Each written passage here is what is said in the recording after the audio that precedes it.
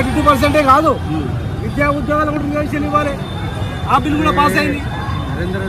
ఢిల్లీకి పంపించి ధర్నా చేసి చేతులు చూపుకుంటే కాదు, పార్లమెంట్లో బిల్లు పాస్ అయ్యేంత వరకు ఈ 3 బిల్లులు విద్యా ఉద్యోగాలు రాజకీయ రిజర్వేషన్తో పాటుగా మీరు పార్లమెంటుకు అసెంబ్లీకి సంబంధం లేకుండా అనేక హామీలు ఇచ్చారు.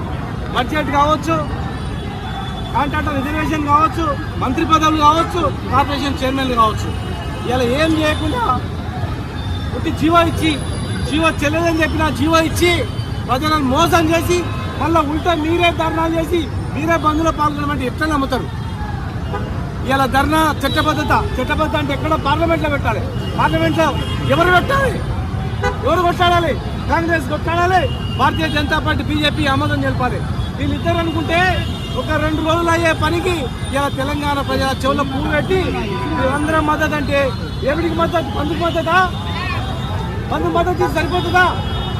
మీరు చట్టబద్ధతతో ఇస్తామన్నారు, లక్కీ డీప్ వేసిండ్రు, రిజర్వేషన్ ఖరారైనాయి, చాలా మంది నామినేషన్ కూడా వేసిండ్రు. ప్రజల జీవితాలతో చిలకాటం ఆడతో ఖచ్చితంగా చట్టబద్ధత ఇవ్వాలి, రాజ్యాంగ సవరణ చేయాలని చెప్పి మేము డిమాండ్ చేస్తున్నాం. భవిష్యత్ కార్యాచరణ మేము మాట్లాడతాం, త్వరలోనే మాట్లాడి ఇది నిరంతరం కొనసాగుతుంది. నిరంతరం మీరు ఇచ్చిన హామీ నిలబెట్టుకోవాలి, మీది బాధ్యత. ఎట్లా మమ్మల్ని అడగద్దు, ఏ హామీ ఇచ్చిండ్రో అమలు చేసే బాధ్యత మీది, చట్టబద్ధత కల్పించేది మీది. టీఆర్ఎస్ పార్టీ ఎప్పటి వరకు వెంటాడుతుంది.